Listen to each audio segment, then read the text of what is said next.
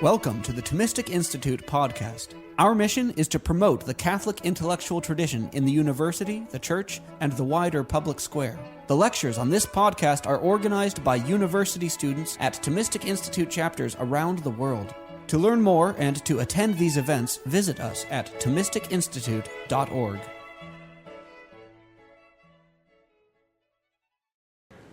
Thank you all for the warm introductions. First, I want to thank David and all the students who are leaders here in this chapter of the Thomistic Institute for inviting me this evening to talk about a topic that is very, very dear to me.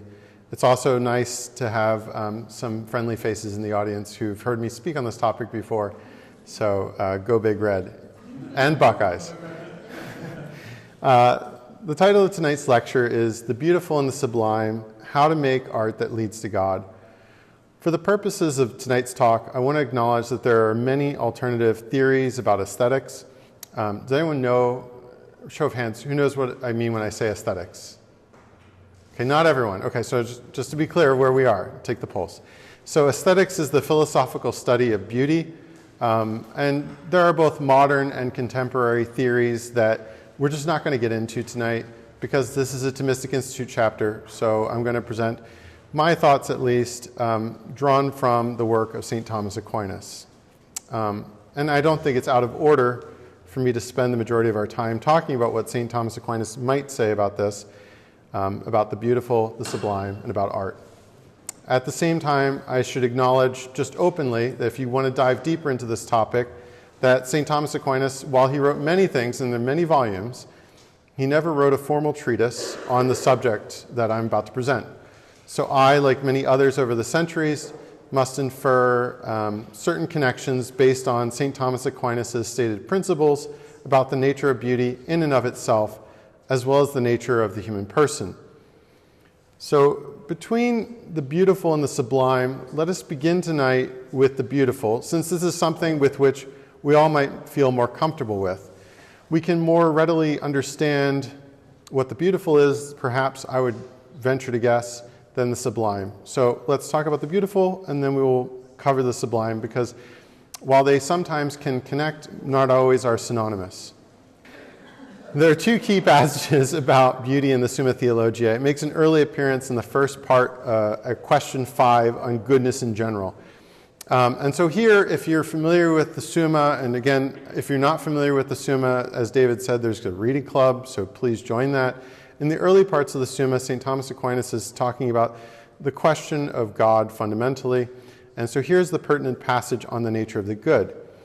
Beauty and goodness in a thing are identical fundamentally, for they are based upon the same thing, namely the form. And consequently, goodness is praised as beauty. And there's a deeper issue at hand here of what are called the transcendentals. Sometimes you hear this in Catholic speak of goodness, truth, and beauty. Of course, those who are like diehard Thomists are like, beauty, question mark on that. Res, which is thingness, is also a transcendental if we look in early Aquinas. So is unity, which I think is the most forgotten transcendental. But one of the principles that Thomas lays out is that, ultimately, we're talking about different aspects of the same thing. So here, beauty and goodness, right, are related. But they differ logically. For goodness properly relates to the appetite, goodness being what all things desire, and therefore it has the aspect of an end, the appetite being a kind of movement towards a thing. On the other hand, beauty relates to the cognitive faculty, for beautiful things are those which please when seen. Hence, beauty consists in due proportion. For the senses delight in things duly proportioned, as in what is after their own kind, because even sense is a sort of reason, just as every cognitive faculty. Now, since knowledge is by assimilation, and similarity relates to form, beauty properly belongs to the nature of a formal cause. And if you didn't understand all of that, that's okay, that's what the rest of this talk is about. Yeah, I see a hand over there. But also, I very helpfully put things in bold, underline, and all caps. So if you weren't sure about what to pay attention to, all right, beauty consists in due proportion. All right, beauty consists in due proportion. Among the lost books in antiquity, while we're talking about due proportion, I kind of want to just acknowledge that, again, as a classicist, there are a lot of lost books, and what do you wish that had been preserved, right? If there's one book that would have helped understand Aquinas, I feel like it would be St. Augustine's early treatise. He wrote a treatise called De Apto et Pulchritudine, which is just Latin for on the fitting and on the beautiful, which, if we still had it, would perhaps be an interesting bridge between what I'm going to discuss here tonight, between ideas of ancient literary criticism and Christian aesthetics as found in St. Thomas Aquinas.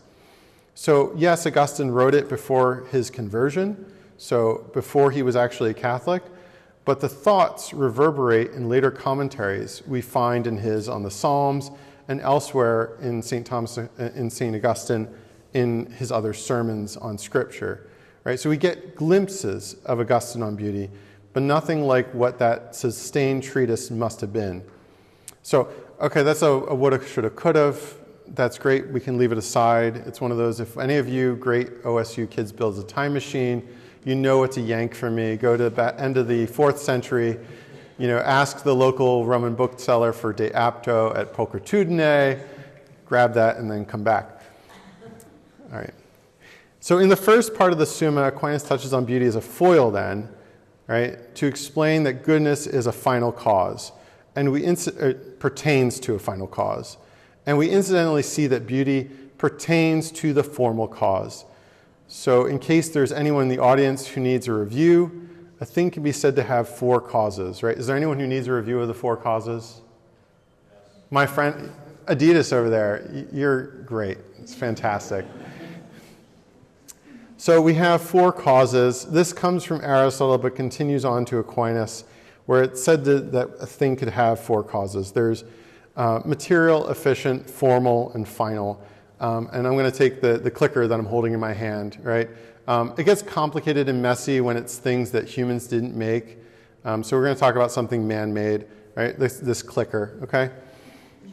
It has a material cause. It's plastic and silicone, and the warning sign on the back tells me the batteries have some, acids and other things that I certainly don't want to expose myself to. There's lots of stuff, right? Chemicals and molecules and atoms that compose the clicker, right?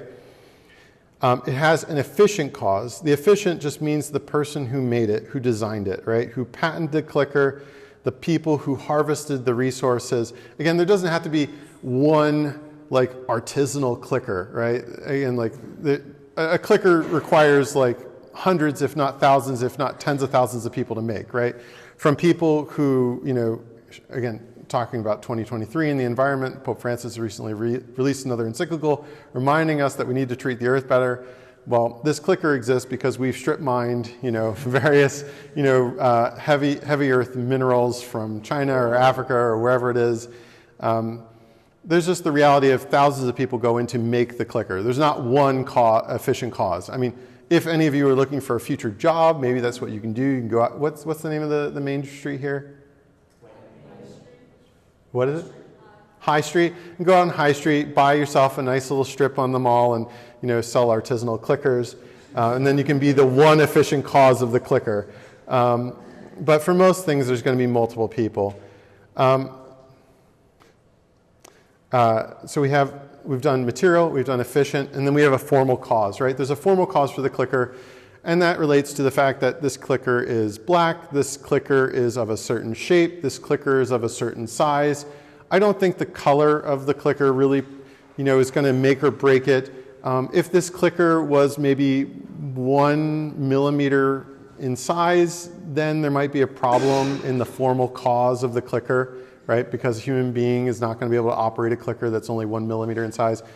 The same thing if the formal cause of the clicker, if the clicker was the size of this entire room, that might not be the most optimal size for a clicker. So they have a certain size and weight. It's ergonomic. It's meant to fit in my hand. It has a nice formal cause. One might almost say it's beautiful, but I'm not going to. And then it has a final cause, right? And this is the thing that I hope really gets you excited about this whole idea in philosophy, that things have Material causes, yeah, we know, because the science tells us things have material causes, right?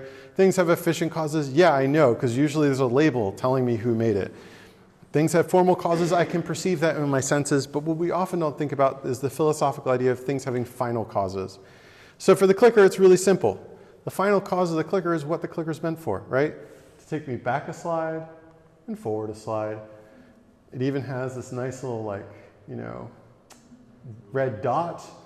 Now, I also have a cat. Since I live in Nebraska, my cat's name is Willa Catter, right? It's a nice little pun on Willa Cather, our most famous Nebraska author. And I can also use this clicker to amuse my cat, right? But is that actually the final cause of the clicker? Is someone in, Logitech, is someone in Logitech going to the whiteboard, the drafting board, and saying, you know what I really need to do is I need to invent a clicker so that someone can make their cat freak out? No, that's absolutely not the final cause of the clicker. And I can use the clicker for lots of other things, right?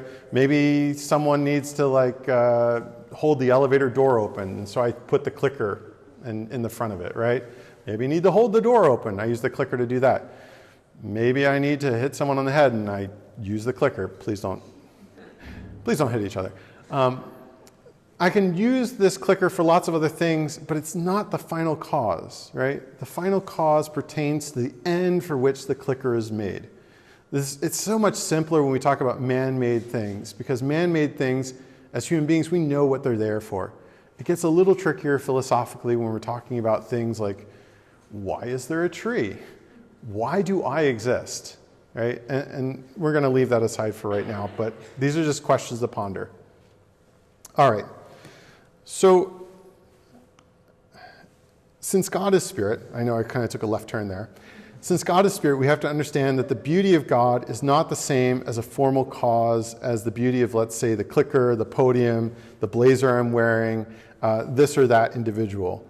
Moreover, in this part of the Summa, Aquinas is demonstrating that God is the first cause of all things, right? So it wouldn't really be good to have causes of God, right? Because that would be kind of self-defeating. The beauty of the Creator is unlike the beauty of created things. And here, we're doing a lot of philosophy, and I'm going to give you just a little bit of poetry to justify what we're talking about tonight. All things counter, original, spare, strange, whatever is fickle, freckled, who knows how, with swift, slow, sweet, sour, a dazzle dim, he fathers forth whose beauty is past change. Praise him.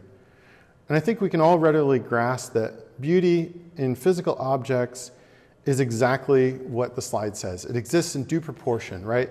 That the dappled nature of beauty, as Gerard Manley Hopkins says, consists of a certain variegation, right? That if there was just a single, color to sky and there were not clouds, it would lessen its beauty.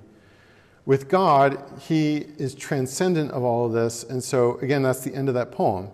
He fathers forth whose beauty is past change, praise him. So yes, the highest form of beauty for human beings resides, like God, in our spirit. There's a physical beauty, but there's a beauty to you which is something that's also spiritual, and we need to look beyond just the physical.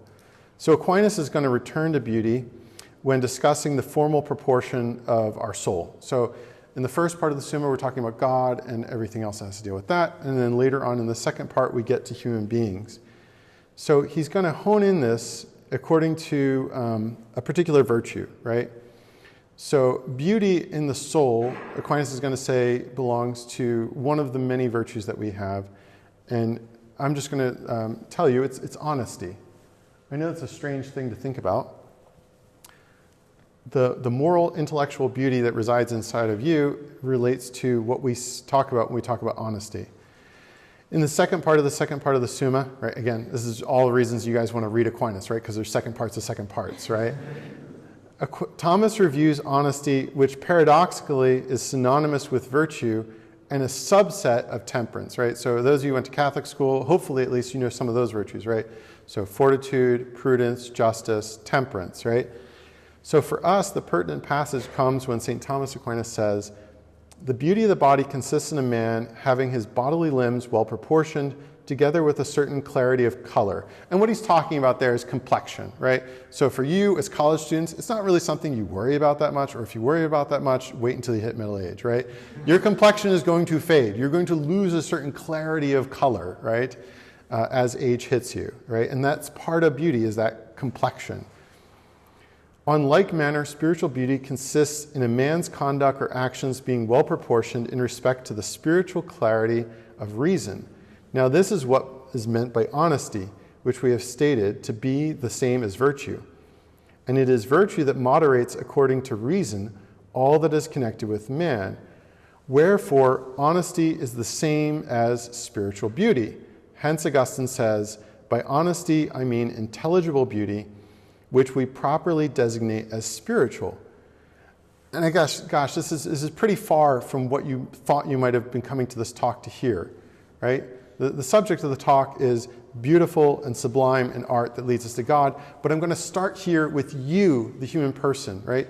You and the beauty of you is not to be praised in the same way as the beauty of most things that exist as bodies, right?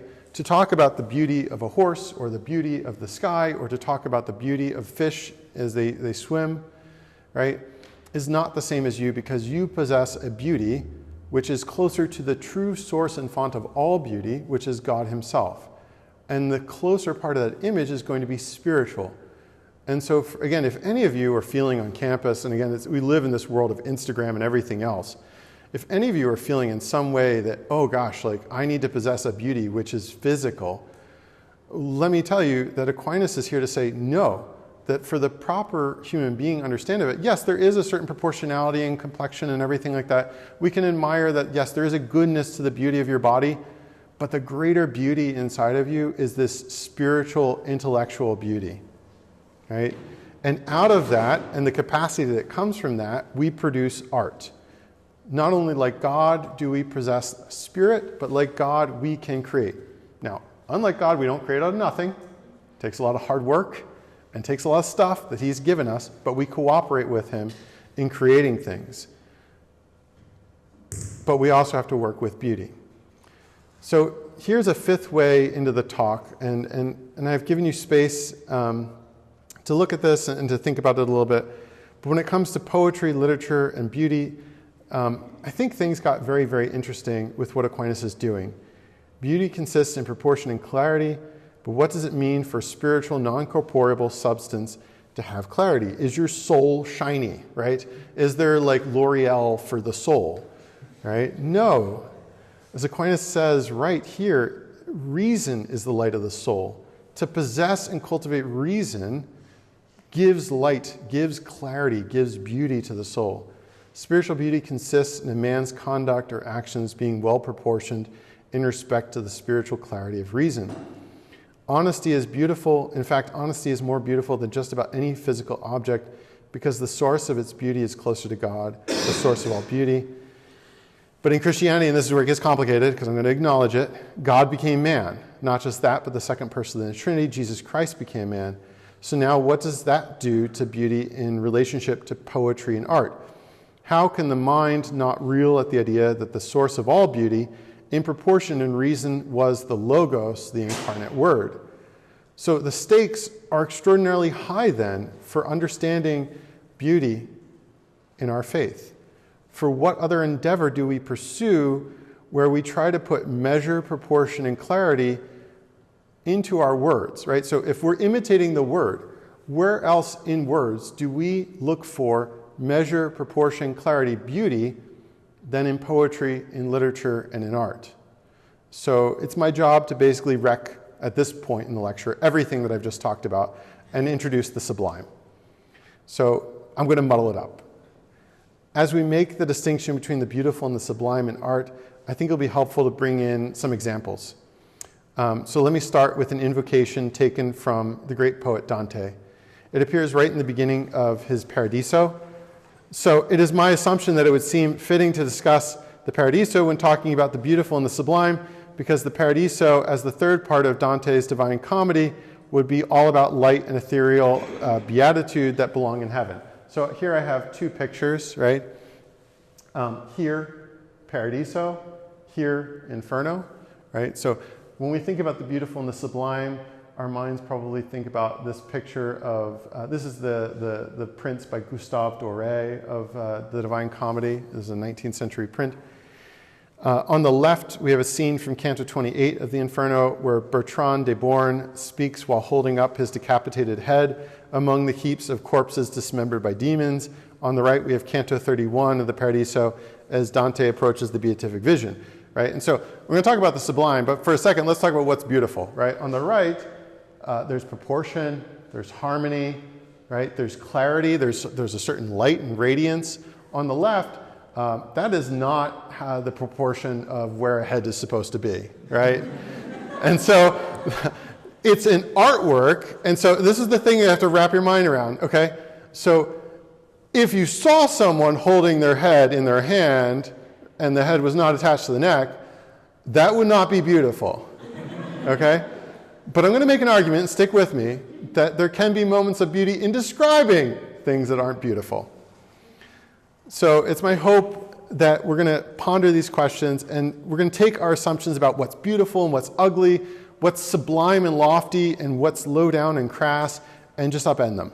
So here at the beginning of the Paradiso, we find Dante invoking Apollo and saying, "O good Apollo, for this last labor, make me a vessel worthy of the gift of your beloved laurel. Up to this point, one peak of Mount Parnassus has been enough, but now I need them both in order to confront the struggle that awaits. Enter my breast and breathe in me, as when you drew out Marsyas out from the sheathing of his limbs." So Christ is invoked here under the guise of Apollo, the god of sun, light, reason. That's great. That all checks out. This is beautiful. This is sublime. The peaks of Parnassus, mountains, sublime, right? Beautiful. They're where the muses sing. Beautiful, sublime. They inspire poets. They give us lofty images, both literal and metaphorical. But then we have this odd bit about Marsyas, right? Are there any classics majors lurking here who know who he is? No, good. Okay, great. The glory can all be mine. For those unfamiliar with the myth, the locus classicus, which is just a pretentious way as classicists have of saying the place where everyone goes to. It's the equivalent of the Wikipedia entry. The locus classicus at the time of Dante would have been the contest between Apollo and Marsyas in Book 6 of Ovid's Metamorphoses. For the crime of having challenged the god Apollo to a playing contest, a music contest, Marsyas was flayed alive, right? We know what that is, yes? Okay, that's horrific. You're removing all the skin from the body. Very strange and violent image to begin your description of paradise, right? It's not like most of us are sitting in the chapel meditating, okay, guardian angel, like help me here. I really want to get to heaven. I really want Jesus to take all the skin off of my body and transport. No, that's not what we think, right? This is a really strange, violent image, right? This is not what you ask for, right? It's not beautiful. To remove someone's epidermis will improve neither the proportion of the body, and it will not brighten your complexion. Just guaranteed. This is not a face mask treatment that you ever want to try. And yet, as metaphor for the poet who dares to outdo the word with his words, I will argue that this is a beautiful and sublime turn of phrase. So before we return to how this is sublime, I want to give you guys a sense of a definition of the sublime. I've not sort of laid out the term. The term is a Latinate form of the Greek word tohupsos, which was the subject of the 1st century AD treatise ascribed to Longinus, commonly called today On the Sublime, right? So there's literally a book called On the Sublime. You can read it. It's great, if you're into that thing. The Greek refers to those qualities which make literature high or lofty. I prefer the Latin because it has the additional image of taking us up and beyond some imaginary barrier that separates the earth and the heavens. In fact, it's what I think of here. I think, for example, this image from Camille Flammarion. This is of the Greek philosopher Empedocles breaking the crystal barrier that separates Earth's atmosphere from the inner heaven. Right? The sublime is a kind of greatness, right? So when we talk about the sublime in art, and if you read more Aquinas, please go to his sections on magnificence, magnanimity, generosity. All of these will help. We don't have time for them today. But let's just say that it is a kind of greatness, right? But the greatness is not about just mere quantity, right? It's not just a stacking up, right? It exceeds boundaries. It transports the viewer out of himself or herself. Some art is so great that it reaches cruising altitude, and some art is sublime, and it reaches terminal velocity, and it rockets you out of planetary orbit, out into the stars and the heavens. And I think that we know this thing, right? Most art kind of is like that fix that most commercialized art does, right? Next episode, right? Cliffhanger, right? We just want to give you enough of something good so that you keep coming back and watching our commercials. Sorry, I'm being very cynical here, and I apologize. But I mean, come on. And on the other hand, there's that art which is selfless, is not utilitarian, right? Some art exists to sell you product. Some art exists in and for itself and is real art, right? And that art can transport us, right? If we had time for a course on poets, on poetry, I would argue that Pseudo-Longinus did not come up with this concept on his own. He stands at the end of a long tradition of thought going back to Hellenistic Alexandria.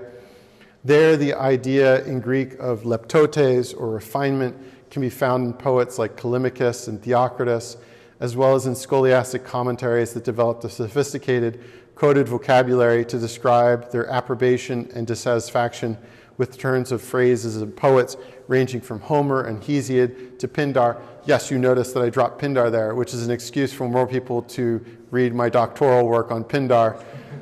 I've just made this utilitarian. I'm so sorry. And Greek tragedy. Debate continued in commentaries and inside poetry in both Greek and Latin authors. However, Pseudo-Longinus gives our only extant handbook devoted to the topic and the category of the sublime. However, implicitly present in aesthetic debate in late antiquity and the Middle Ages, this idea did not reemerge as a focused subject of philosophical consideration until the republication of Pseudo-Longinus in 1554. Even after this, the idea of the sublime, it took another century before the concept came to the forefront of aesthetic. And again, aesthetic is philosophical concepts about the ideas of beauty and art, right? Before it comes to the forefront of philosophical aesthetic ideas during the Baroque with the 1674 translation into French by Bouillot. Among the English, we find Pseudo-Longinus' presence throughout Edmund Burke's 1757 a philosophical inquiry into the origin of ideas of the sublime and the beautiful. And less than a decade later, we see Pseudo-Longinus back on the continent in Immanuel Kant's Observation on the Feeling of the Beautiful and the Sublime in 1764. I know you are all taking furious notes at this point, but for those who go back and listen to the podcast, you actually want to get into what's going on here. There are other ideas, and I think it's interesting to say which one actually rings true with reality. Does Aquinas and the ancients ring true with reality, or do these moderns and contemporaries do? Again, I would argue that there's something really real at stake that's fundamental both to God and human nature to understand here, so I think it's worth looking at. For Pseudo-Longinus, there are 5 means of achieving the sublime in literature. So is there anyone who is an artist who again, I'm not trying to out you in terms of a slam poetry contest after this lecture, but maybe we can do that. So poetry, drawing, music. Is anyone somewhat artistically inclined? Okay, a few begrudging hands, right? Look, this just goes to show the damage that has been done by streaming platforms for music and everything else. Recover your heritage. You are makers of art, made in the image of God who created this world. Okay? So go out and make art. Stop listening to mass manufactured art and thinking that it's so much more enjoyable to sing with friends. Sorry, I just had to put a plug in there. But if you want to sing with friends and you want to make something new and beautiful, this is how you do it. Longinus tells us, right? There are 5 things that you have to do, right? Again, for 4 easy payments of $49.99, you too can make the sublime. So the first 2 arise through the natural genius of the writer, right? So there's some things that you have to, according to Longinus, possess just as a God-given gift, right? Or what we would say the Spirit has given you, right? And there are three things that can be cultivated and acquired as a form of art, or what we call, again, the fancy Greek word for art, techne, right? You get the word technology from this. So if you feel like you have the first two, great. That means you're a Homer, you're a Dante, you're a John Milton, you're a Michelangelo, you're a Raphael. Fantastic. If you don't have the first two, you can still achieve something great with these arts that you can practice on a human level. So first, there are thoughts of great strength or power. So writing a blog post about your latest favorite, iOS video game is not great thoughts of power and strength. Sorry, I got someone literally walking out on that one. It's an esports player. No, is it? Actually, I did actually talk about video games once, and someone was actually one of our esports players. I had to eat my words. Second, there is the presence of vehement and enthusiastic passion, right? So that is, this passion means that you have, so the Greek, and again, like I didn't study Greek for over 20 years to just drop it in there. My mom would be proud. Tos phodron kai enthusiastikon pathos. Enthusiastikon, literally having the God inside of you, right? So there's the God inside of you. So this presence, right? Again, you can't force that, right? That has to be something that's given, right? So this is why it's part of the part of what Longinus says is given. But then we come to the three that you can practice. Third, there are lofty figures of thought. Fourth, there are lofty figures of speech, what we might call diction, right? And finally, there is lofty or sublime way of arranging the words. So it would take too long for me to go section by section to illustrate all these, but I want to pause for a moment to consider what Pseudo-Longinus might mean by the artistic means of infusing literature with the sublime. So in Latin poetry, there's something called the golden line. For those who have a little Latin, which is none of you, but some of you might be listening on the podcast, you know, as a highly inflected language, Latin has a lot of leeway in deciding where to put words inside a sentence. It's what frustrates early readers of that language. And yet there are certain ways of ordering a sentence that are loftier. If you ever studied the Roman poet Virgil, you would have seen a few instances of the golden line. So unlike English prose order of subject, verb, object, see, spot, run, right?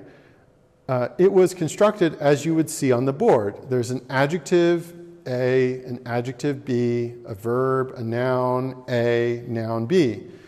And so what we have here is this beautiful interweaving of this adjective going with this noun, this adjective going with this noun, and that this verb is a verb which signifies an interweaving going on. And so the actual line of text does what it's describing. That's a really hard thing to describe. If you want to talk to me after, I can recite some lines of Homer. I don't want to be too obnoxious. But there's beautiful lines in Homer where the actual meter that Homer will use matches the racing of the horses. You can actually hear the horses racing. Right? That's beautiful. It's sublime. Right? But the phenomenon is not unknown in English. I want to show you an example that we all know. To be or not to be, that is the question. Now we can switch the order. The question is, to be or not to be? Now let's switch the order in the diction. The question is it better to be alive or dead, right? And so we're going back to those principles that Longinus laid out of figures of thought, figures of speech, and arrangement of those. And we're seeing this, how does Shakespeare do it, right? It's not magic, right? There's an art behind this. The sublime, as with any excellence, has two opposing vices, right? Those of you who go into Aquinas and Aristotle, you're going to see this. The one that you get all the time is fortitude, right? Fortitude, all virtues exist as a mean. Fortitude exists between a deficiency of fortitude, which would be cowardice, and an excess of fortitude, which would be foolhardiness, right? I'll give you an example of this. Courage is not just the ability to perform a certain action despite the danger, but also not taking on unnecessary dangers. For example, we would say that a man who rushes in front of High Street here to save a child who's about to be struck by a bus, right? That man was courageous. If that same man were to rush in front of a bus to save a burrito from being flattened, we would call him a fool or an idiot. I mean, unless it was like Skyline Chili, right? And that's, no Skyline Chili fan. I thought it was a Cincinnati thing. I was told it was going to work with this audience. I'm sorry. We can. All right, get your act together, OSU. Give me some emblematic food besides Skyline Chili. All right. So anyway, Pseudo-Longinus does give us the two extreme opposed to the Sublime. On the one hand, there is the puerile. For those who didn't take Latin, puerile comes from the Latin word for puer, or a boy. So we might call this boyishness or immaturity. As he characterizes it, immaturity comes from hasty or ill-considered ways of constructing the thought. I would say that the No Fear Shakespeare version of "the question is it better to be alive or dead?" is a great example of this deficiency, right? It's what we call puerility, right? I'm teaching Hamlet right now in a great books class on campus, and this is the question, right? Can you reduce to be or not to be, that is the question, to just, should I kill myself? No, there's so much more contained in that thought, in that construction than that, right? And so it would be puerile or childish to reduce it to that. On the other hand, the Sublime can also be missed by an excess. And this is those who are like, art school wannabes, you got the beret on your head or whatever it is, and just so angsty, right? And you take on a certain pomposity, and you conflate that with sublimity, right? So Pseudo-Longinus calls this the tumid or the swollen, right? That is, you might equally imagine myself butchering the sublimity of Shakespeare by saying, forsooth, to be or not to be, hence the query, right? I'm just like literally just getting the thesaurus out and looking for any word that is more syllables than the word I could have used, right? So hopefully this gives you a clear idea of what I mean by the Sublime in syntax, right? Greatness doesn't come by just piling things on, and greatness certainly can't be achieved by not daring. It's a Goldilocks principle. Now, as you can see in this diagram, it's not exactly clear with the Sublime or with any virtue where the exact demarcation is as a general principle. I like to think of it more of as a bell curve, that you can say there are certain angles where, moments where you've kind of crossed the line, right? And so that can be seen, better represented as a bell curve, I would say. I want to pause and make a suggestion that what's at stake in understanding the beautiful and the sublime here in art. If Dante were a painter or a sculptor rather than the poet, the images that he presents of Apollo flaying Marsyas alive might arguably not be sublime, might not be beautiful. Right? Again, it's about knowing your art and what it can achieve. But the effect here is to transport us out of what we know.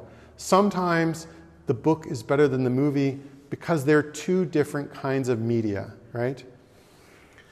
It's a rather odd thing for a metaphor to do, to return to Dante. It's an odd thing for a metaphor to do. Most of us, when you're taught what metaphors do, you're taught that metaphors take something that's unknown and bring in something known in order to explain it. But Dante here is taking you into paradise, into heaven, to see God, something that he and no one else has seen, no mortal man, right? So what he does then is give you this metaphor that is something even more unknown. I would dare say none of us know what it's like to be flayed alive. But we do have skin, we do know pain. And so he gives us this striking metaphor to show you what he's trying to do. He's trying to rouse you out of all sensible knowledge into exploring the spiritual realities of paradise. The point of the metaphor is to inspire, and this is an important idea, wonder. Wonder, which as St. Thomas Aquinas says, is the first step along the pursuit of wisdom. Wonder does not come from something known and commonplace, unless perhaps we see that thing that we thought we knew in a new light for the first time and realize that we never really knew it. right? So this principle in art of what the beautiful is trying to do and what the sublime is trying to do, when they work in harmony, is to waken in you not just desire, because remember, as we said way back when, desire is fixed on the appetites, and that's actually relating to the good, right? And this is the confused world that we live in, right? Where we create objects of beauty and we turn them into things that are meant to spur on desire. Think of like movies and television shows and video games and pornography and everything else, right? We've taken something that should be an object for the cognitive faculty, the appreciation of the beautiful, and we've reduced it to something that incites desire, and then we've turned the good, which just be something that we have an appetite for. This food is good. I don't need to worry about whether or not this food is good. My appetites take care of that. There's no cognitive faculty necessary to realize that this food is good. Yes, there can be practical prudence involved in it, and there can be speculative ideas of this food is good for my health, and practical ideas of it's better for me to eat in this restaurant and not that restaurant. But to sense that the food is good is just an appetitive response. To understand the beautiful requires the faculty of the mind, requires your intelligence. It calls you to something greater. And this path that art has is something that makes it a friend of philosophy. We start with desire. All of us have desire, but most of us live in this confused, fallen world where secondary desires. No one is born with a desire for an iPhone. No one's born with watching a desire for the next episode on Netflix, right? So we have to awaken you with sublime, the shocking, into realizing the deeper desires that God has implanted in you from the beginning. Desires of knowledge, desires ultimately that rest in wisdom, right, which is knowledge of God. And so today, I don't have time for it, and we can talk about it in Q&A. What we've done for this in terms of artwork is truly, just go out and be controversial and say it's horrendous, right? But before I say goodbye, I want to leave you with one last example of something that is good, that is true, is beautiful, and is sublime. And it's a blending of Chaucer and Dante. In the very last stanza of Geoffrey Chaucer's Troilus and Cressida, Chaucer draws on Canto 4 of Dante's Paradiso, and he says, "Then 1 and 2 and 3, eternal unlive, that reignest I in 3 and 2 and 1, uncircumscript, and all was circumscribed, us from visible and invisible foon defend, and to thy mercy ever shun. So make us, Jesus, for thy mercy deign, for love of maid and mother thine benign. Amen." Now look, just because I have chosen this example from Chaucer, it doesn't mean that there aren't true, good, beautiful things being made today, right? But this is what I know, and so this is what I present to you. Yet I would dare say it's very hard to match these great ones. Ones like Dante, who talk about what motivates the authors and what motivates the world, right? Dante, in the very end of the Paradiso, says, right, the love that moves the sun and all the other stars. So hopefully at this point in the lecture, I've avoided kind of most of my inclinations to boyish scurrility and jokes. But I fear if I take any much longer, I'm going to overshoot the mark. And instead of inspiring you, I'm going to give you not the sublime sense of wonder, but the tumid sense of the need to sleep. So it's my hope that, like Chaucer and Dante, while I may discuss the crass and the not beautiful with you, I may have pointed you just to a few ways that you can look for the beautiful and the sublime in life and in art. Thank you. Thanks for listening to this lecture on the Thomistic Institute podcast. The generosity of people like you makes this podcast possible. If you enjoy these talks, please consider showing your support at www.thomisticinstitute.org/donate.